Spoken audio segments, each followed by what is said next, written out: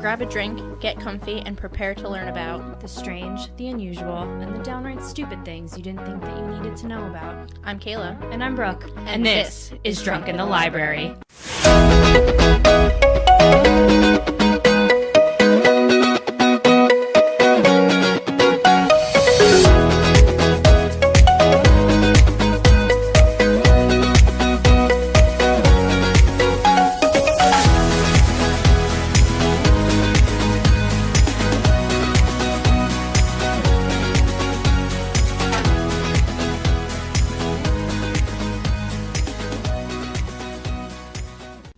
Hello, we are back again for you guys. Did you miss us?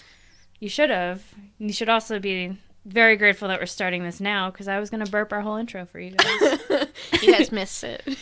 You didn't miss anything, because I never started it. Thank God. That would have been awful. Anyway. Support us, please. Let's start with that. Always support us, because we support you. Do you want to hear Brooke burp the intro? Because by supporting us is how we get that to happen. Oh, I was going to use it as a threat, but we have very different ways of doing things. Somebody just let us know which one would go which way. Some people might support it. Some people might be like, that's fucking disgusting, and a girl shouldn't do that. Girls can do whatever girls want. We can. I just don't want to do it, okay? Now that I've been asked, I don't want to. Anyway, support us so that we can continue supporting you in all your dreams. Aw, precious. I love it. I'm just going to post that Shia LaBeouf video. Don't let your dreams be dreams. Let your dreams be dreams. Just do it. Just do it. And that's been support us. By Brooke and Kaila. Man, we're like delving into fucking madness here. Anyway, go ahead. Okay, today we are gonna learn you a thing again. Yay, like usual. Sorry. What do you mean sorry? Well, last time I was a little bit of a drab. I'm gonna try and be less of a drab this time, okay, but cool. I still have like a more serious topic. Jesus Christ. I'm sorry. I love you. You're fucking killing me. So, June is Pride Month. Man, why don't you tell me these things? I mean, I know that, but like... AKA the month that every corporation is suddenly like doused in rainbows, and then in July they just go back to being regular corporate greed. Yeah, basically. Yeah. So do you know why June is Pride Month? Yes, I do, because of the fuck is it called? Stonewall. Yeah, massacre. That's what we're talking about. No, it's not a massacre. It's the Stonewall riots. No, they were just riots. There was a massacre that occurred. You're thinking of the Boston Massacre. I am not thinking of the Boston Massacre. I thought there was a massacre. No. Nobody died. Maybe it's because I heard it on, like, a true crime thing that I was listening to, so I assumed that it was a massacre. Okay. But I do know that it's not and that it was riots. Yeah. So I do know that it's a... Yes, I do know why. So, I chose to do this for this episode because I believe when you guys are listening to it, it's June 27th. And the 51st anniversary of this is June 28th. So, super perfect timing. So, June 28th, 1969, the NYPD raided a gay bar called the Stonewall Inn in Greenwich Village. Okay. This led to 6 days of protesting and riots in front of the club and spurred a reform of the treatment of the LGBT community. Sometimes it's referred to as the Stonewall Uprising rather than the riots, but I don't like that term because that makes it feel like it was like super planned. Okay. You know, like this wasn't like some rebel group. This was like a bunch of gay people who were tired of like getting thrown out of their club. That's fair. You know? They hadn't been like, you know, subverting the NYPD or anything. They were just trying to live their life. In reality, it was just a bunch of you know, not straight people who were tired of dealing with their clubs being raided because the NYPD was like constantly raiding like gay clubs back in those times because gay clubs had to operate without a liquor license back then because it was illegal to serve gay people drinks. You're gonna get me all fired up again today. Yeah. So the state like wouldn't give out liquor licenses to them, so they had to operate under the table, basically. Fucking bullshit. Being, like, a quote-unquote gay bar was a huge deal at the time, because the community had been so, like, trivialized, and it was literally illegal to solicit gay relations in New York City. Because it's anybody's fucking business, but the people in those relationships. Yeah.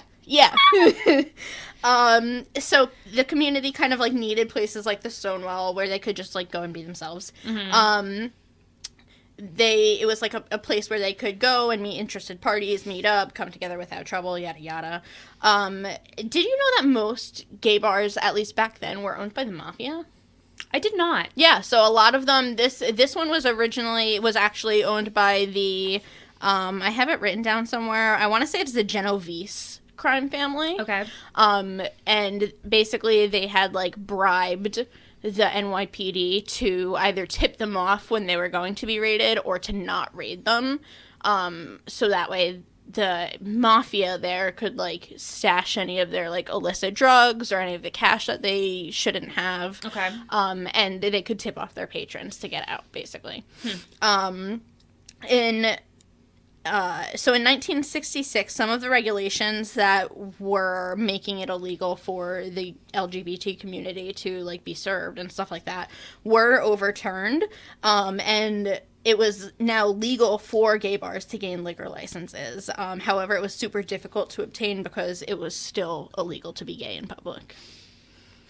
Because science, man. Because it's harming everybody. Yeah, you know? Yeah, it's just riling everybody up. No holding hands, no kissing, nothing. You know what they could do? Fucking stab a bitch who doesn't accept them. I think that's a great idea. I think it is too. Yeah. So, on the night of June 28th, 1969, 13 people were arrested. They hadn't gotten tipped off, so the NYPD just kind of strolled in. They had a warrant, and just kind of, like, started raiding and roughing up everybody that was in the bar. 13 people were arrested. One of the women who was being, like, dragged into the back of a police car yelled, "Why don't you people do something?" And that's how the riot started. Yeah, Ooh. So everybody... all the patrons were kind of, like, out on the sidewalk, and, you know, you're in Greenwich Village, so it's a super, like, LGBT community. So everybody is, like, an onlooker right now. She yells this, and people are like, you know what? Yeah, that's right. Why don't we do something? So they start throwing bottle caps and rocks and stuff at the police. Hell fucking yes. Yeah. So the police, a couple of the people that they had arrested, and a reporter for, I don't know if I wrote it down, for a paper, had to, like, barricade themselves into the Stonewall Inn, basically. Firemen eventually were able to rescue those that were barricaded inside. Okay. But the riots didn't stop. They went on for, like, 6 days, and these aren't, like, your typical riots. They're gay riots. There's parades, there's colors, there's glitter. For 6 days. It's amazing. It's super cool. Fucking amazing. It's super cool, yeah. And obviously, we all know what happened after that is, like, you know, Stonewall was kind of like a jumping off point for the, like, gay rights movement. Yeah, it was like a landmark achievement, basically. Yeah. I thought this was interesting because I didn't know anything about, like, Stonewall. I knew the name, but I didn't know, like, what had happened. I didn't know that it was in June, and that's why June is Pride Month or anything like that. So just because I thought this was interesting, too, a little bit of, like, backstory on, like, the gay rights movement in total. In 1924, the Society for Human Rights was formed by a German immigrant named Henry Gerber. It was forced to disband, Jesus Christ, in Get it together. I know. God damn it. In 1925, but they were able to publish, like, a few leaflets prior to their disbandment. The first American lesbian rights group, called the Daughters of Bilitis, was founded in 1955 in San Fran. Oh. Yeah, they got their whole group. That's good for them. I know. Really nice. In 1966, a society dedicated to the gay rights movement called the Mattachine Society staged sit-ins in bars and taverns and clubs across the country. Okay. They basically would go in, declare their sexuality, and then dare the people at the bar not to serve them. Oh. Isn't that great? That's... Yeah. It's fantastic. This obviously helped lead to the discrimination of people not serving gay people in bars. Oh. So they were like, bro, you gotta serve that guy. You can't not serve him just because he's gay. Like, that's illegal now, as of like yesterday. Basically, yeah. Yeah. Stonewall was not required to have a liquor license because they were on record as being a bottle bar, which basically means that they were like BYOB. Okay. So Wait a second. Rewind. You BYOB to a bar? Yeah, like that's how they skated by with not getting a liquor license. But don't you have to have a liquor license to even have alcohol, or no? Well, they weren't supposed to have alcohol because they were technically a bottle bar. Like they were technically a BYOB establishment. So like you could still bring your own alcohol in there so long as it wasn't being served to you by that establishment? That's the way it was supposed to be. But they were serving alcohol. Okay. Because they had the mafia running the club. So usually the mafia had like a corrupt cop on their side that would tip them off before a raid or like make sure they didn't get raided. Okay. So they were technically on like their license as a BYOB establishment, which is how they got away with not having an actual liquor license, but they were serving alcohol. Okay. But I mean, if they weren't being tipped off, like if they didn't have the mafia on their side, basically you have to bring your own alcohol to the bar? Well, yeah, but it's technically the Stonewall Inn, not the Stonewall Bar. Okay. That makes more sense. Yeah. So that's how they kind of got away with that. Is like I said, the Genovese family owned the club, and they had the NYPD bribed. The Stonewall quickly became a landmark in Greenwich Village, despite having like truly deplorable conditions inside. They didn't have running water for cleaning glasses. They didn't have any fire exits. The toilets were broken, but they were able to get away with all of this because the mafia was on their side. Oh. Yeah. Okay. Yeah. Which, like, I mean, you did great things for the LGBT movement, but maybe you should have cleaned that up a little bit. But in regards to basic human rights, I don't really know where we stand here. Running water is kind of important. Yeah, you should be cleaning the glasses you're serving us with. Yeah. Cool. I think that is, like, most of what I have. Stonewall was kind of like the beginning of this, but it was by no means like the end of the catalyst. And, we're still fighting. We're still fighting. Literally tomorrow is the 51st anniversary, and we're still having to throw parades because people just don't care. Well, because we just keep rolling back the fucking rights that people have because you know, this fucking country. So. Yeah, that makes me mad. Okay, so I just thought that was really interesting because, like I said, I didn't know anything about that previously, and I think that it's, like, a pretty important part of our, like, pop culture history or our current history. So I hope you learned something. I hope you enjoyed that. Made me a little sad. Cool. Sorry. I don't think it's sad, though. I think it's like super uplifting. Nobody died during the riots, and I think that, like, it's really cool that the community could come out and riot in their, like, own special way. Yeah. You know? I think what's sad about it, though, is once again, we're still fighting this. I know. And, like, we really shouldn't be. Because, I know. You know, everybody deserves fucking basic rights. Yeah. But, you know. Who you love has nothing to do with your and impact that's why, as a like, human I don't being. understand, like, why they felt the need, like... Do you have nothing better going on at New York on a fucking Friday night that, like, this is what you chose to do? Yeah. Yeah, and, like, that's the whole thing is, like, there are other mob bosses out there being mob bosses, and you're gonna mess up this guy's night because, like, the mob literally gay people might be there. Kills people. Yeah, like, but no, two dudes were seen holding hands, Brooke. I know. That's the big How oh no here. Dare they? Like, because that's affecting anybody else's lives. Yeah.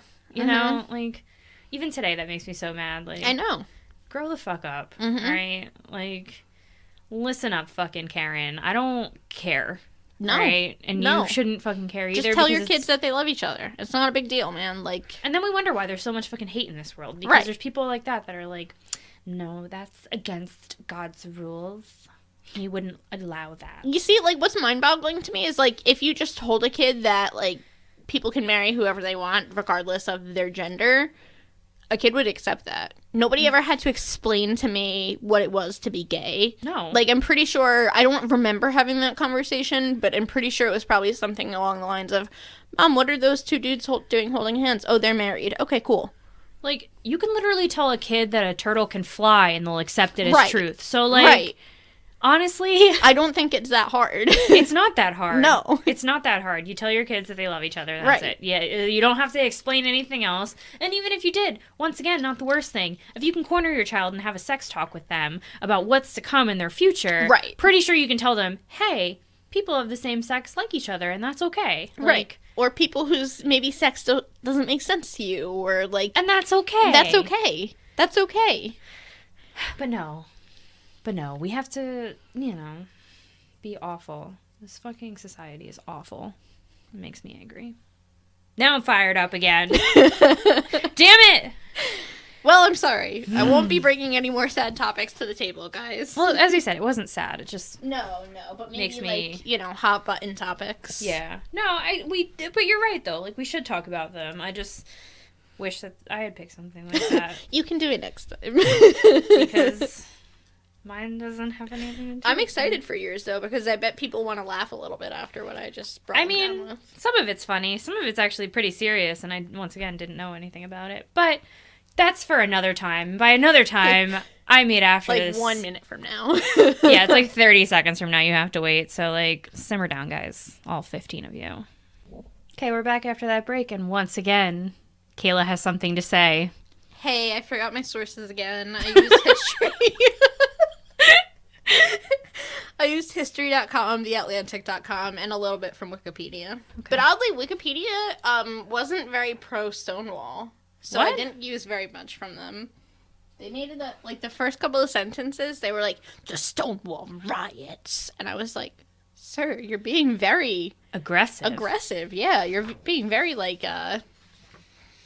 accusatory. Well, mine's just the opposite. I basically use Wikipedia for all of it. Okay, because they had the most information. So, my sources are Wikipedia and History.com. Very brief today. But I'm going to tell you a little story first. Please do. I love story time. Okay. So, January 1925. Okay. A diphtheria epidemic was spreading throughout Nome, Alaska, quickly taking the lives of all the young people in the area. I know what this is. But you don't. But you don't. I don't? No.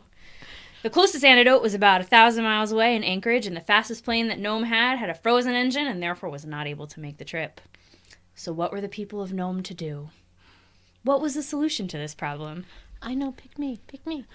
What's your answer, little girl? A dog. How many dogs? If I remember the movie correctly, 7? Wrong. Oh. So the answer is dog sled teams. Oh. Lots and lots of dog sled teams. So today we're going to be talking about the 1925 Serum Run. Huh. Okay. Yeah. And I know where you're going with this. Balto.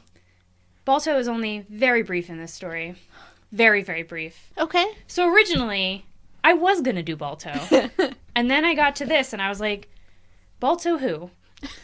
There are so many other puppies. Take what you know in your brain about good old Balto. Throw it away. You don't need it.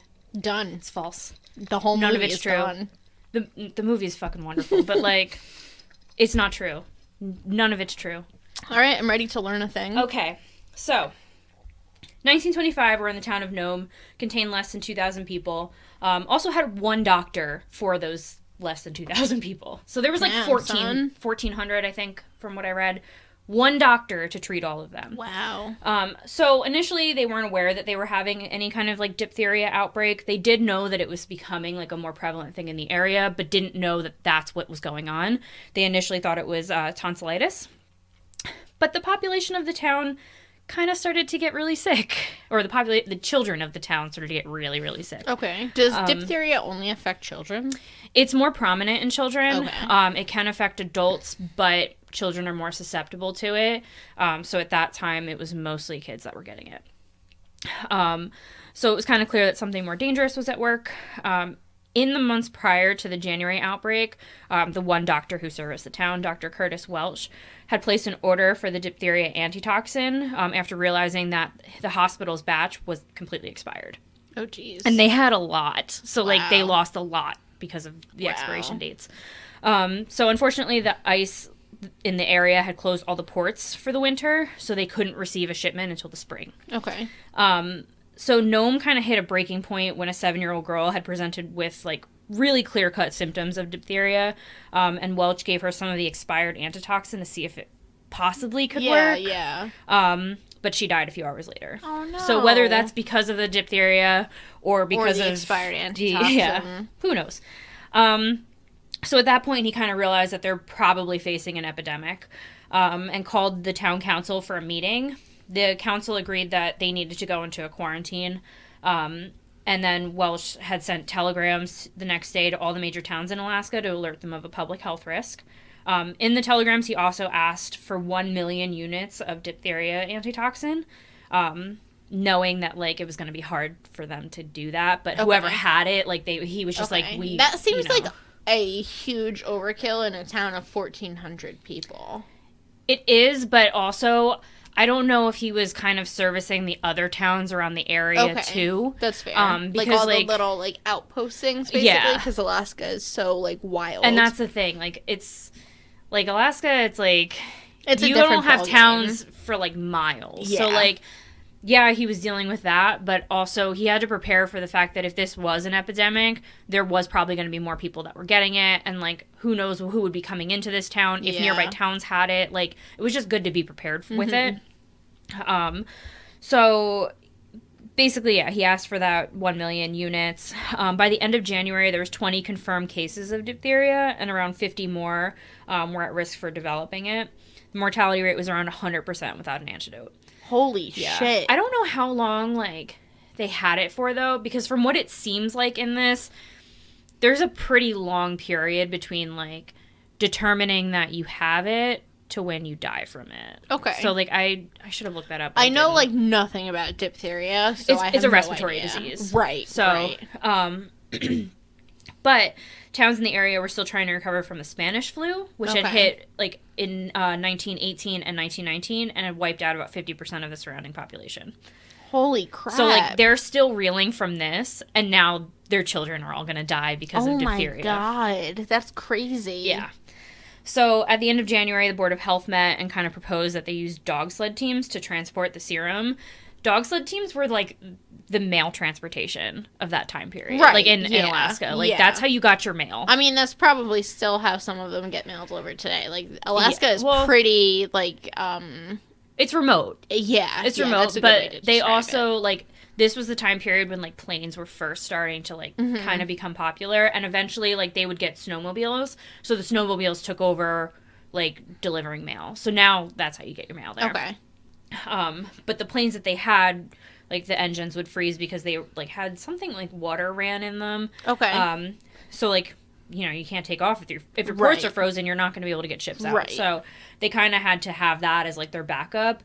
And this was, like, they were dog sled teams were starting to kind of fall out of favor at this time. Right. Because, once again, they had just developed planes and were finding better methods of doing this.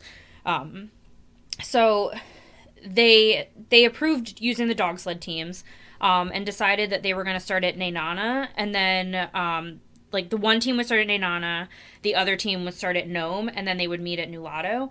Nenana was where the closest train station was. Okay. So they were going to take the serum from Anchorage, use the train to transport it to Nenana, and then they would have teams. A team there, like, meet in the middle. They would have numerous teams. Okay. So, like, they would just keep transporting it to each other until they finally met at Nulato, and then from Nulato brought it to Nome. Gotcha. So the problem was that the trip from Nulato to Nome usually took about 30 days to complete. Oh, my God. Yeah. The conditions on that trail were awful. The terrain was super rough. Like, even then, like, I mean, actually, it's probably better now because you have roads and things, but, like, then, like, you have fucking trees, you have ice, you have blizzards constantly going. And you got a team of dogs. And a team of dogs. Which I wrote, like, a little side note here, too, is that, like, negative 60-degree temperatures were, like, common. So, like, you have to... Yeah, there's a lot of problems facing them here. Dogs couldn't run too fast because they breathe in so much cold air that it'd freeze their lungs and they die of exposure. So there was just, like, a lot kind of against them. And they thought, too, like, the serum was only going to last about 6 days. Like, so they were really short on time. 6 days on a 30-day long trip. On a 30-day long trip.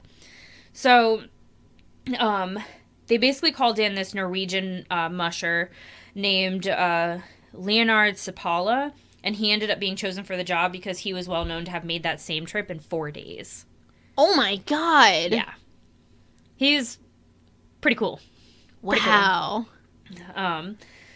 So, first, the train took the serum from Anchorage to Nenana. On January 27th, the actual relay began.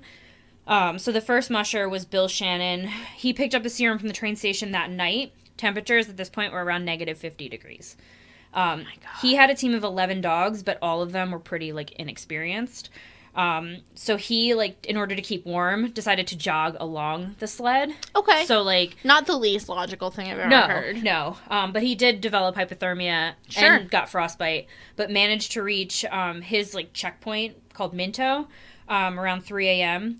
Temperatures were negative 64 degrees. Oh my God. So then he rested for a few hours, then decided to venture back out, but only took 8 of his 11 dogs because 3 of them had, like, lung injuries. Mm-hmm. So makes sense. Yeah, I mean, he eventually came back for them, but they ended up dying shortly after, and he lost another dog.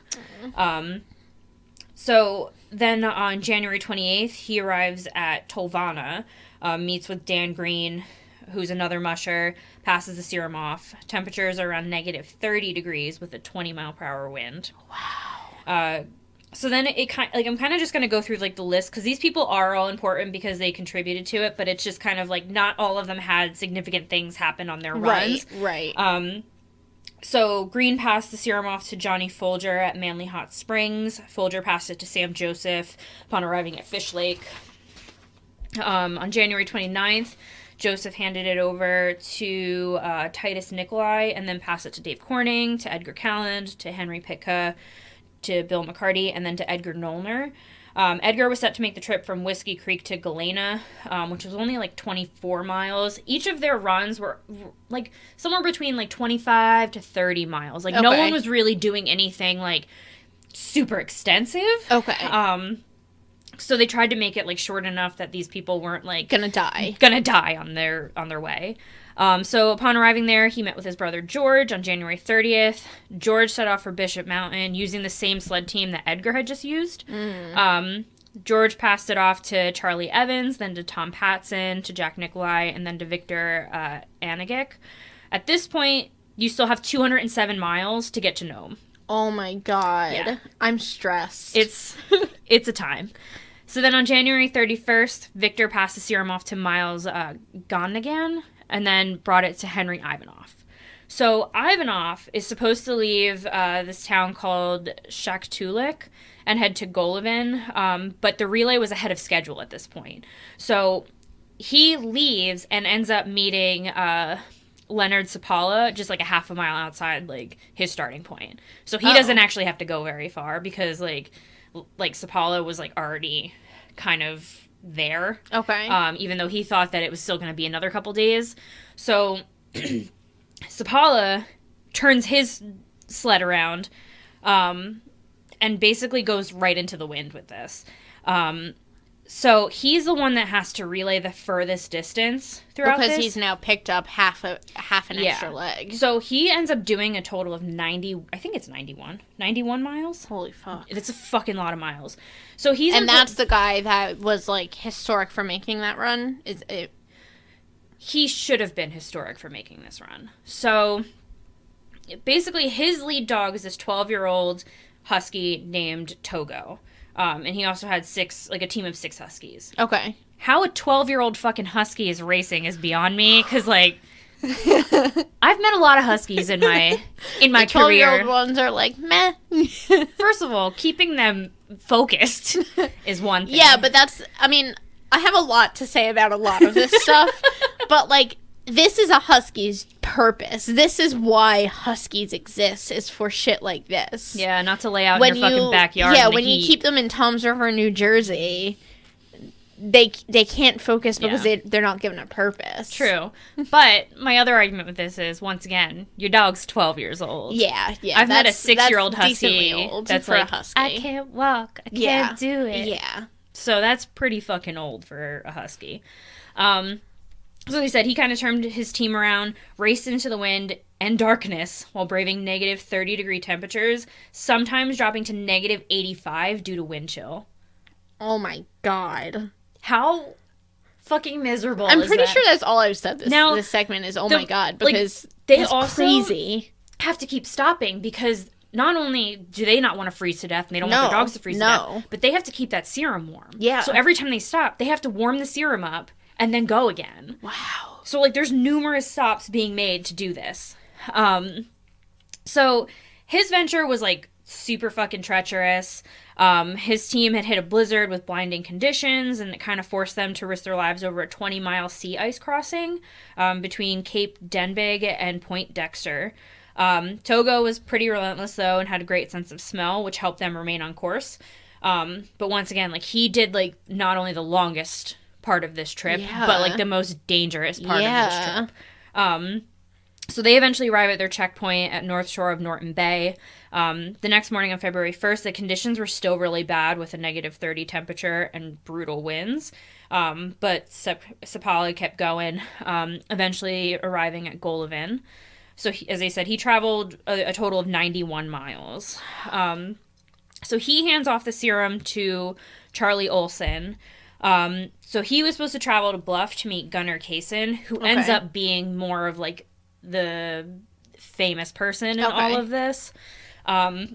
So when Olsen left Golovin, temperatures were still around negative 30 with winds at 40 miles per hour. But the winds got so powerful that they ended up blowing them off course. Wow. They found their way back, but because of the severe cold, 2 of the dogs suffered frozen groins. Now, I don't know if they're I can't imagine that they're wearing something, but I guess because, like, that's the most exposed area. Like, yeah, and there's like less hair in that area than the rest of their body. Yeah. So he arrives at Bluff around 7:30 p.m. So, as he said, Gunnar Kaysen is kind of the most famous person for this serum run for 2 reasons. His lead dog was Balto, so that kind of became his claim to fame. His team kind of consisted of 13 dogs. So he was supposed to meet the final, like, musher on this race, Ed Rohn, at port safety. The storm was so bad at this point that they were racing in whiteout conditions, and Balto was relied on to guide their sled. Wow. Yeah.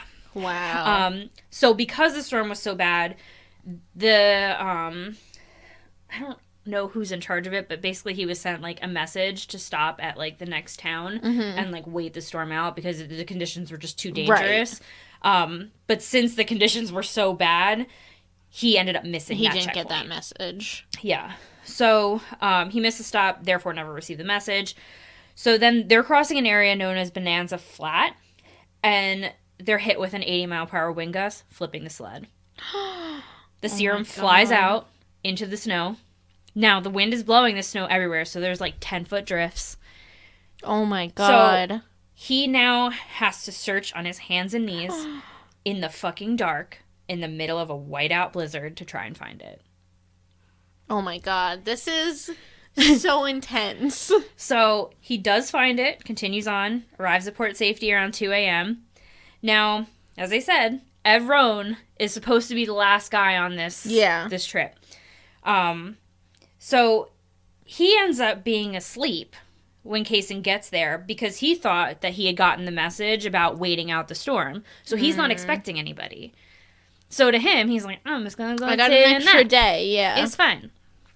So Kaysen's like, what the fuck, man? Why doesn't he just wake him up? Because he felt bad, so he didn't do it. Oh, okay. So he was like, well, my dogs are all riled up already, so, like, we're just going to keep going. So his leg of the run ended up being about 53 miles, and at 5:30 a.m. on February 2nd, he arrived in Nome with the serum in tow. Woohoo! So, all in all, the teams traveled a total of 674 miles in 127 and a half hours. The relay was finished in 5.5 days, which set a world record. 150 dogs and 20 drivers participated.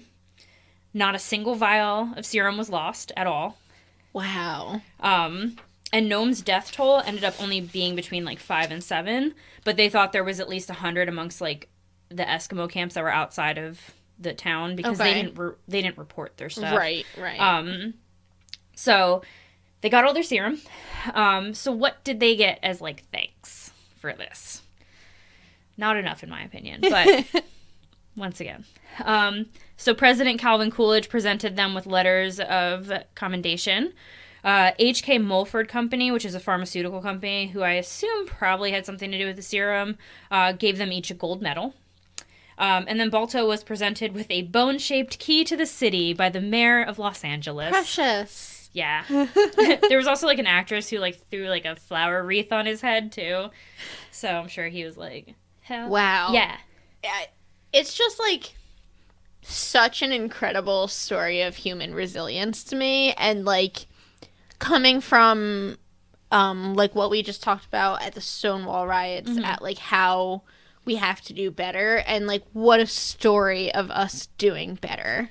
All these teams just came together and were like, we're gonna fucking get that shit there and we're gonna do it in record time. And I know that you said like it wasn't enough thanks, but you don't do stuff like that for the thanks. I know. Like it is just so, not that they did it for the thanks, but like you saved a bunch of children. So many. Like, I feel like you deserve a little bit is more it than a weird that medal. this story makes me super emotional? Like, I just think it is so touching that so many people banded together to, like, help just out of the goodness of their hearts and in such ridiculous conditions. And they were all, like, really, like, good at what they do, too. Yeah, like, they were all, first of all, they were all mail carriers. Yeah. Which is, to me, is really fucking cool in a way. I agree. But also just because, like, they were the best in their field. So they were all recruited, and none of them were like, nah, I'm not interested. Yeah. And they were all like, yeah, let's save these kids. Yeah. And I think that's really cool. And I also think that, like, coming from our love of animals the way we do, to have dogs participate in potentially one of the most life-saving activities in, like, American history is super cool. Yeah, it's actually... It really is such, like a pointed story about why we have dogs. Yeah. So Kaysen and his dog sled team kind of became like celebrities after this. They toured the West Coast from February 1925 to February 1926. As a lot of us know, Balto got a statue right in the middle of Central Park to commemorate the run. So all of the attention that Balto was receiving actually pissed a lot of these people off because they thought that Sapala and Togo really deserved all the glory because they not only did the longest leg of the run, but faced the harshest conditions while doing so, which I agree with. Like, I totally agree. Yeah.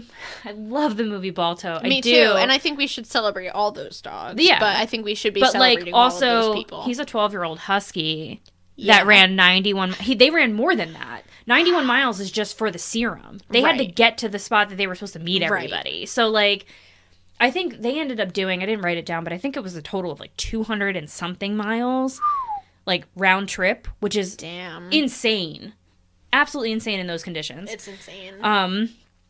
So Sapala and Togo also kind of toured for a short period of time. They visited cities all over the United States. Togo received a medal from Norwegian explorer Roald Amundsen and was featured in Madison Square Garden for 10 days. Don't know where they featured him, but they featured him. He's just, like, standing there getting the pats. Yep. He's like, okay, I'm fine with this. So, eventually Sapala, for whatever reason, sold his team to a kennel in Maine. Okay. But still visited Togo.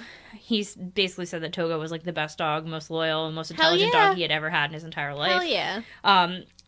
Unfortunately, like, Togo was eventually euthanized December 5th, 1929.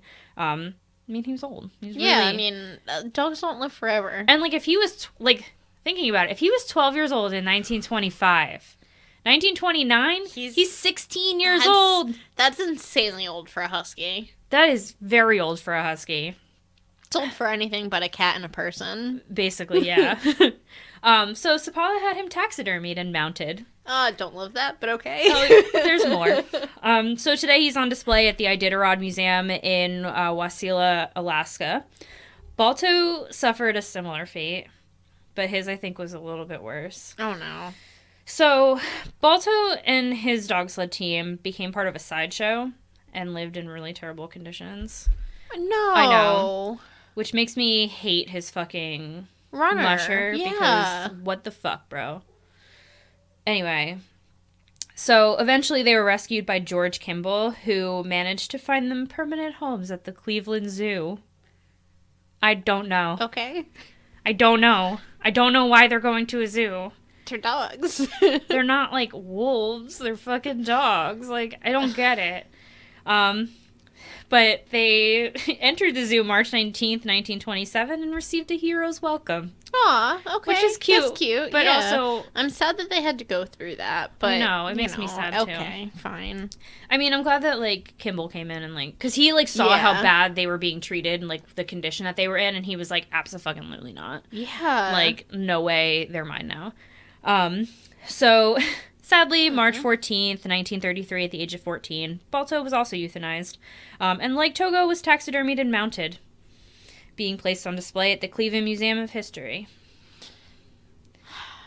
I don't know why they do that. Yeah, like... And it's, like, been a fight with the Cleveland Museum, too, because, like, I think Alaska wants him back, and Cleveland's like, okay. No. I get... from a historical standpoint, it grosses me out.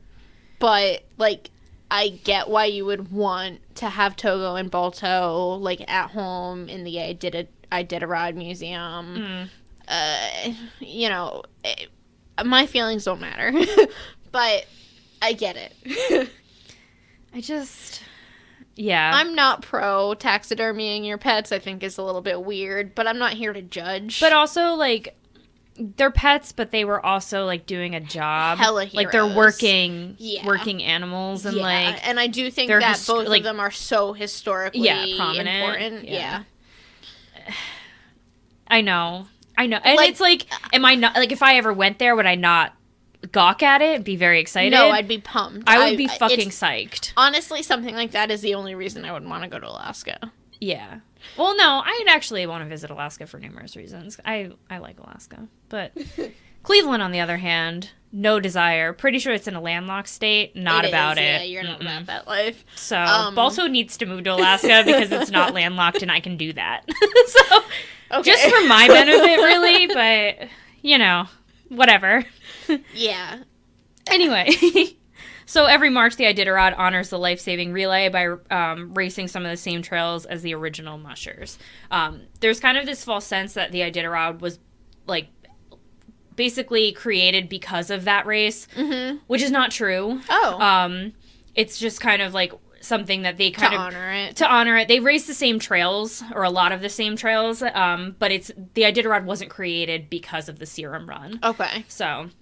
I don't know. It was really cool, though. Yeah, that was insanely As I said, I went in, I was like, Balto for the win. Yeah, and then I was like... But Togo. But Togo for reals. This isn't about Balto anymore, because Balto only did part of this, and Togo did everything. Yeah. And also, I haven't watched it, but I know it's on Disney+.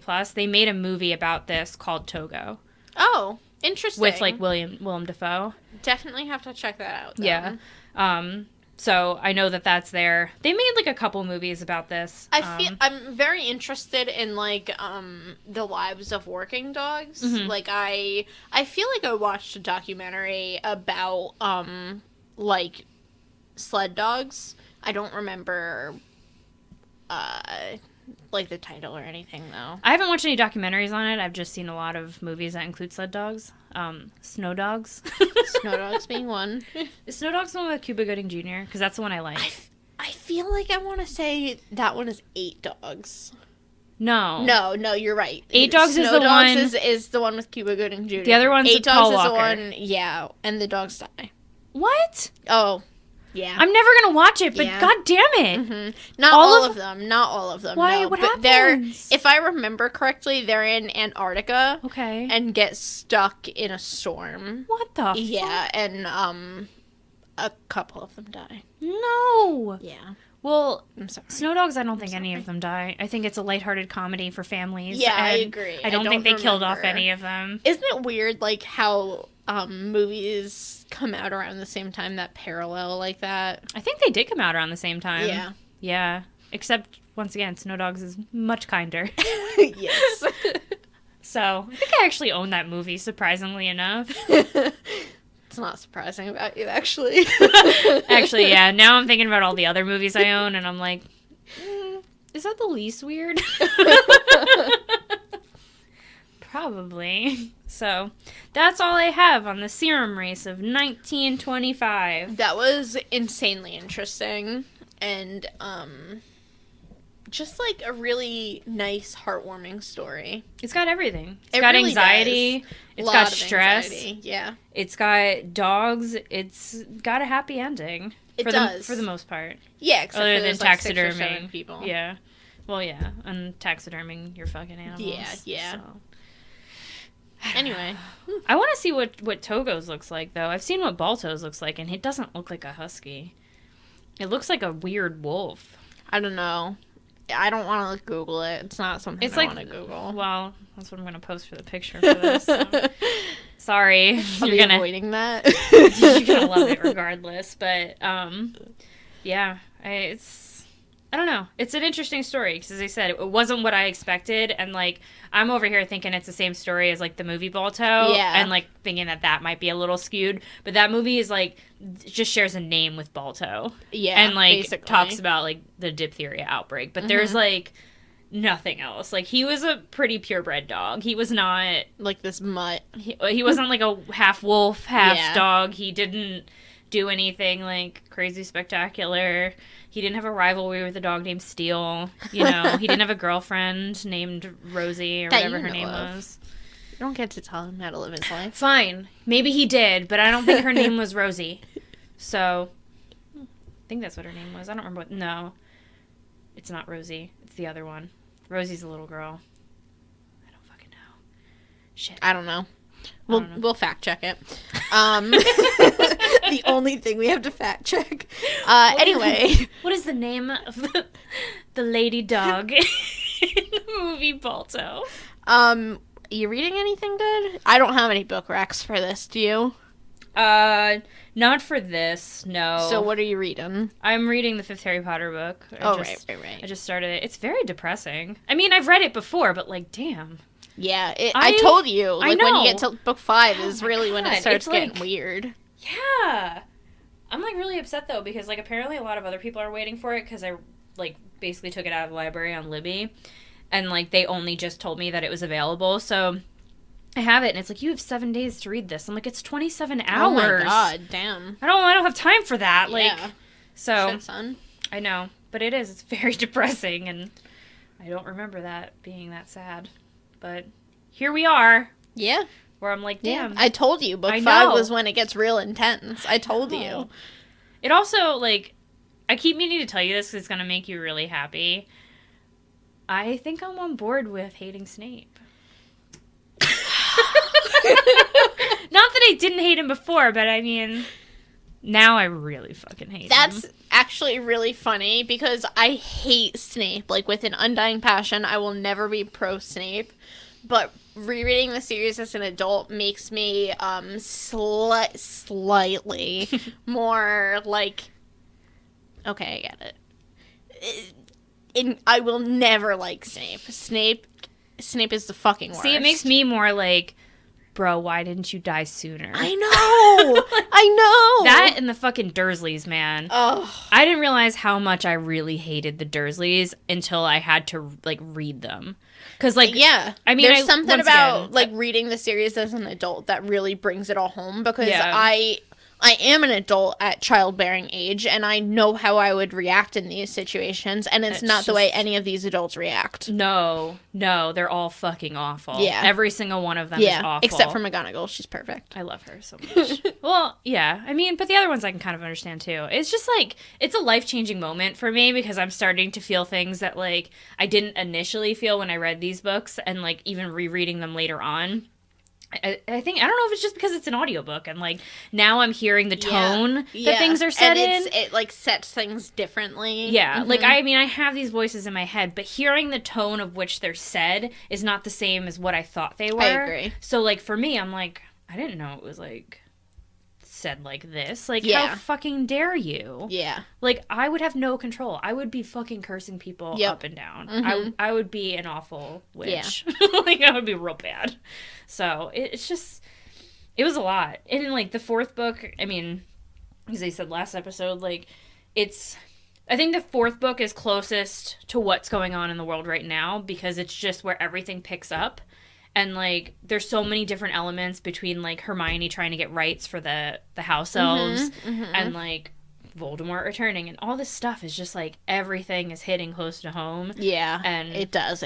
It hits really close to home. And then, like, Fudge being like, no, you're wrong. It's not happening. It's not happening. And if I ignore it, it's not happening. Yep. Like, oh, man. Like, trying to cover shit up. It's just, it's a lot. It's a lot. Yeah. So I agree. I think, like, book 4 or 5 is where we are now. Yeah. So it's, yeah. I hope we never get to 7. Me too. Oh, God. I don't want to progress any further. You're not reading anything? I don't know if I'm allowed to say because I don't think anybody really knows this, but I'm part of a web show called Literary Gladiators where we talk about literature. So I'm just reading stuff for that. I'm currently reading It by Stephen King, which is fucking terrifying. I've never read any of his books. I don't know if you're interested because I know you're like so hardcore YA. The Green Mile by him was phenomenal. Yeah, you've told me. Absolutely fantastic. And I think that this will be the book that gets me into more Stephen King. I've read a couple of like Stephen King's works. I've read Under the Dome, Bag of Bones, The Green Mile, and now It. And it is fantastic. It is. I can't listen to it if I'm the only person here or if it's night, but it is so good. Are you listening to it on audiobook? Yeah. Oh. It's like 45 hours. It's long. Holy shit. It's long. That's a long time. Yeah. Yeah, I don't know. Once again, I've never read anything of his. I think if I was going to, I'd probably start off with Pet Sematary, though. I think that might be what I look at next by him because I really want to read that. I also really want to get into Stephen King does this super interesting thing where he like slyly connects a lot of his works. And it is one of those books that's in like his main like universe, I guess. Okay. So I'm interested to kind of like delve into that further and see how it ties in with everything else. Okay. Which I know he does in his Dark Tower series. I was gonna say, did he write the Dark Tower? Yeah. That's kind of where he connects a bunch of his different works. Yeah. I don't know. I mean, I'm not against anything that's not YA. I just haven't found anything that really, like, strikes a chord with me. Because, I mean, you know, like, I don't want to read about fucking widows in South Carolina finding a new love. Yeah. I don't fucking care about you. And he can be kind of dry. But I recommend, like, going with one of his, like, earlier works because they weren't quite the same. Like, maybe Carrie. Because, like, Carrie is fantastic. The movie's great. I haven't read the book, but or I'm interested. I think one of the ones that I'm gonna read is called Needful Things. Okay. That's based on, or Castle Rock, the show is based on the Needful Things like series, I guess. But that one seems really interesting, so I might look into that next. I think I have to build myself up to reading adult books. I don't want to start off too strong because then I may not like it. I don't want to be too serious. No, I gotta do a little lighter. Like, I'm trying to think of like what's a good adult book. They don't have any. Like, there's no such thing as being in between decrepit and fucking teenager. don't totally agree. I picked up this book. I never, like, got really into it, but it's kind of like if you take YA but make it grown up. Okay. It's called The Discovery of Witches. Oh, And we've talked about this. I think like, I was super with you when you common. bought that book. You might have been. No, I bought it by myself. Are you But, sure? Yeah, I'm positive. Maybe we've looked at it numerous times and been probably like, what have, is yeah. this? They made a Yeah. show on that. Yeah. But I've never watched it. But I know that they made a show But because they that's, said like- it's Twilight for adults. Yeah, it's like YA but make it grown up. So, like, that might be a good place to Maybe a start. good transitioning spot. Yeah. For Anyway, my- we'll be sure to keep you up to date on Brooke's reading preferences. Oh, God. Let's act like I fucking have time to read, which is why I'm sitting here listening to Harry Potter. That's the only thing I can do, because I can listen to it Yeah. while I'm cooking, and I don't I have know. to sit there with a book. Like, Yeah. I have my next Audible Audiobooks credit. have been, like, revolutionary. I used to hate audiobooks. Dude, it's the best way to consume media.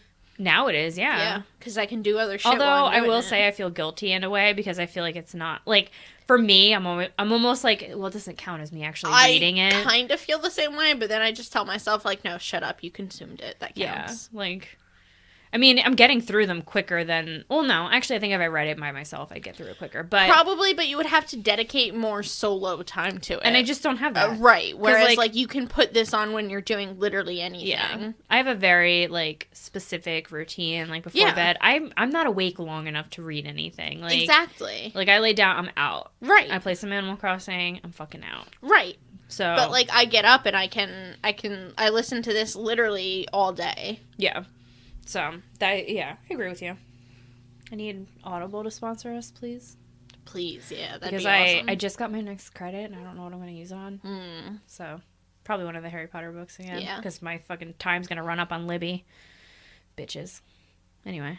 So yeah, now that you heard us talk for fucking 20 minutes about our reading habits. Okay, bye. It's supposed to be an end segment and it just turned into its main fucking event. So, okay, Have bye. a great week, guys. We love you. All 15 of you. Maybe 17 at this point.